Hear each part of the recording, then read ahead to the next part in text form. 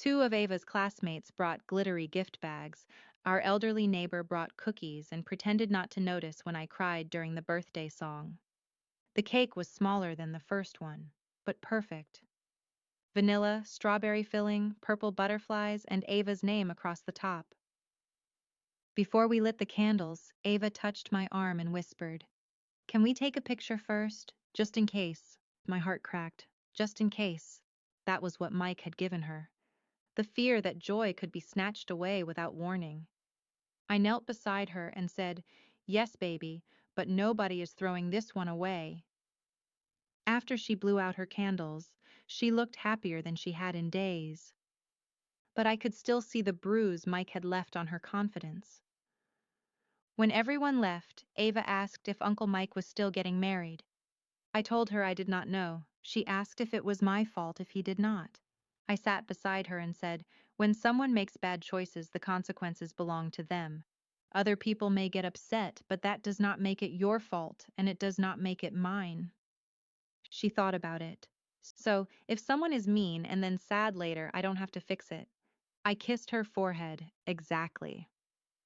Late that night, Olivia texted again. "The venue gave Mike until tomorrow morning. My parents won't cover the balance unless he explains the false guarantor form. He says you promised to sign and backed out. Can you come to the venue tomorrow and tell everyone the truth in person?" Going there felt like walking into a storm on purpose, but staying home would let Mike perform and twist the story again. I typed, "I'll come, but I'm not saving the wedding." Olivia replied, "I'm not asking you to." That was when I understood Mike's mistake. He thought the danger was that I would refuse to help him. He had not considered what would happen when people started asking why he needed saving. The venue lobby looked different when I walked in without a clipboard, headset, or the old instinct to fix everything. I had coordinated events there before and knew the rhythm of panic. Florists rushing through side doors, nervous groomsmen, mothers asking impossible questions about napkins. But that morning, the panic was sharper. Mike stood near the reception desk in a navy suit he had clearly worn to look responsible. My mother sat on a velvet bench with red eyes. Olivia stood beside her parents, arms crossed, pale but composed. Elise waited behind the desk with a folder in front of her, professional and calm in the way people become when the rules will not bend. The moment Mike saw me, he moved fast. "Finally," he hissed, "tell them this is a misunderstanding." I stopped before he got close. "It is not." His eyes flicked toward Olivia. "Mia, I swear if you embarrass me, you embarrassed yourself when you forged my involvement." Olivia's father stepped forward. "Forged?" Mike spun around. "She's exaggerating. She agreed to help, then got mad about a cake, and now she's weaponizing paperwork." I opened my bag, took out a folder, and handed copies to Elise and Olivia. "These are the emails where I introduced Mike to the venue. I never agreed to coordinate, guarantee, finance, or sign anything. These are samples of my real signature, and this is the form the venue received." Elise nodded. "For the record, Mia Reynolds has denied authorization. Her company has been removed from liability. The remaining balance is due from the couple directly." Mike laughed, but it sounded thin. "This is insane. We can pay after the wedding. The gifts alone will cover." Olivia turned to him. "You plan to pay the venue with wedding gifts?" He froze. Her mother gasped. "Not all of it," he said. "Just some. Lots of people do that." Olivia's face changed. Not anger yet, realization, which was worse. "You told me the venue was fully handled. It was going to be by Mia." He looked at me with hatred. She offered. "No," I said. "I helped you read a contract." "You turned that into access?" Olivia's father asked Elise. "How much is outstanding?" Elise gave the number. The lobby went silent. Mike had not been short a little. He had built a wedding on money he did not have, trust he had not earned, and a sister he assumed would be too guilty to say no. My mother stood. "Mia, please, if you can just temporarily put your name back, we'll figure it out after." I looked at her and saw how tired she was, but I also saw the pattern still alive in her eyes. She was not asking Mike to be honest. She was asking me to absorb the damage. Mom, if I sign, I become responsible. But family helps family. Then ask Mike why he did not help Ava when he hurt her. Her mouth trembled. This is bigger than a cake. I know, I said. That's why I'm here. Olivia looked at Mike. Did you throw away Ava's cake because you were angry her party was getting attention? Mike's face flushed. Oh my God. Not this again. Answer me. It was a stupid cake. Olivia flinched. He kept going because men like Mike often mistake silence for permission. Everyone is acting like I committed a crime. She's a kid. She would have gotten over it. Mia made it a whole thing, Olivia's sister said quietly. That tells me everything. Mike pointed at her. Stay out of it. Olivia removed her engagement ring. She did not scream. She simply held it in her palm and looked at it like it had become unfamiliar. Mike, I asked you for honesty for months about money, about the venue, about why you were angry at Mia. You lied every time. Liv, don't do this here. Where should I do it?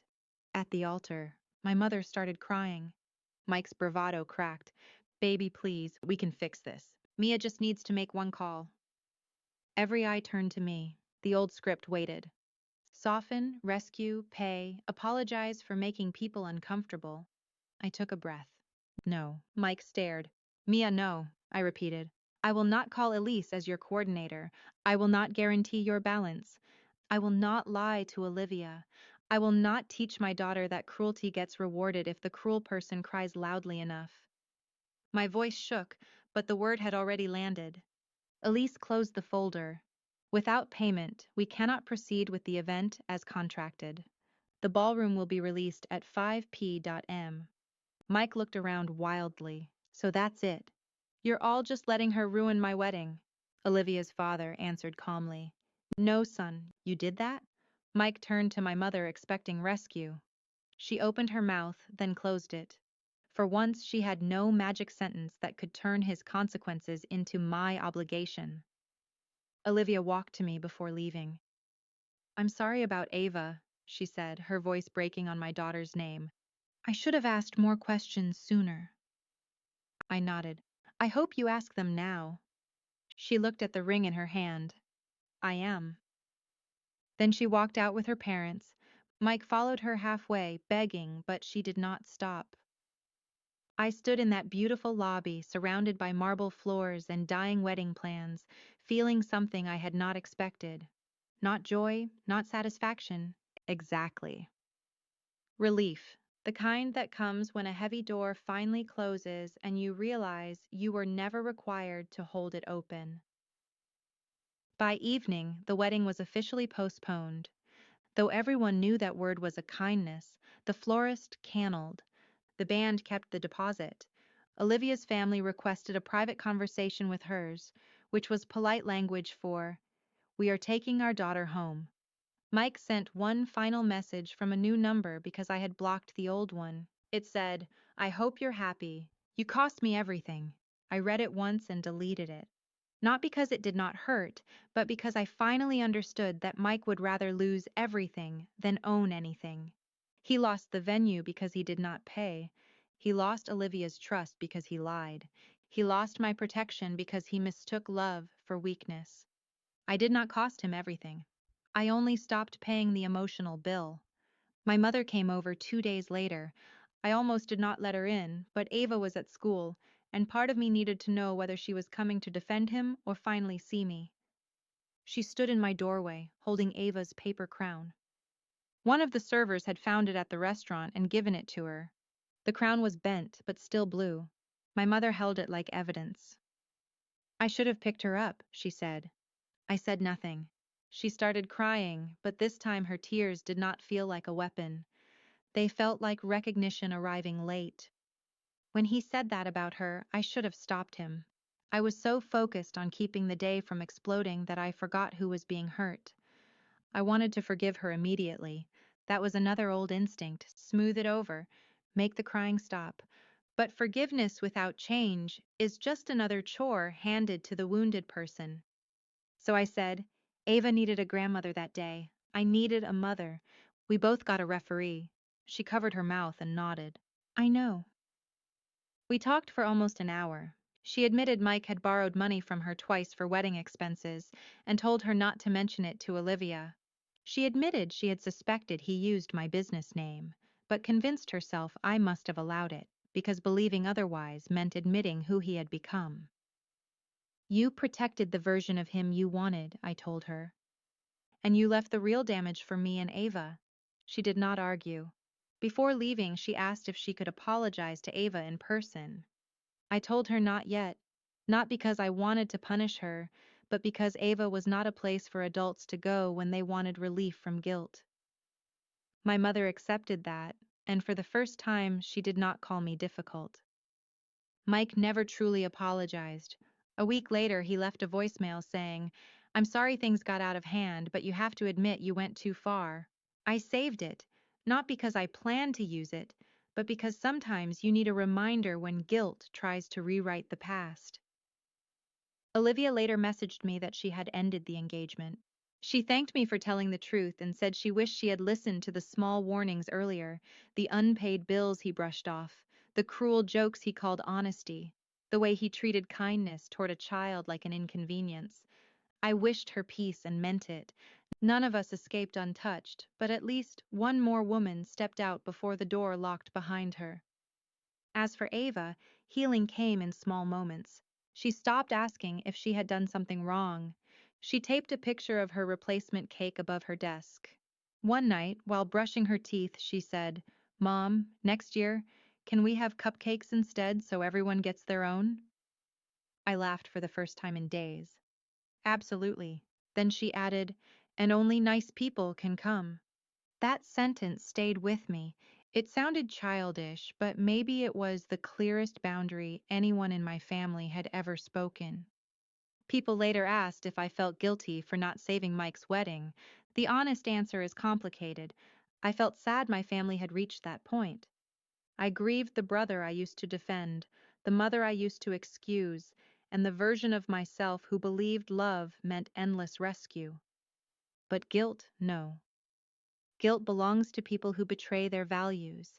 That day at the venue, I honored mine. I did not sabotage his wedding. I did not spread rumors. I simply removed my name from a lie, told the truth when asked, and refused to reward cruelty with protection. Mike's biggest mistake was not only throwing away the cake, though that was cruel enough. His biggest mistake was assuming the woman who had spent years holding the family together would keep doing it after he hurt her child. He thought I would be too afraid of being blamed, too conditioned by loyalty, too embarrassed by divorce, too desperate for approval. He forgot motherhood can change the shape of courage. I might have tolerated disrespect when it was aimed at me, but when he aimed it at Ava, he introduced me to a version of myself he had never met. Now, when I think about that cake in the garbage, I still feel anger, but I also feel gratitude for the moment it revealed everything. It showed me who laughed, who stayed silent, who lied, who asked questions, and who finally walked away. It taught me that some family bonds are not broken by boundaries, they are exposed by them. And it taught my daughter something I hope she carries forever. When someone throws away your joy, you do not climb into the trash to prove it had value.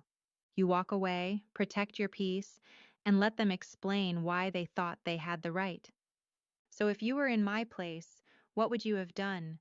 Would you have saved the wedding for the sake of family, or would you have let the truth cancel what lies had built?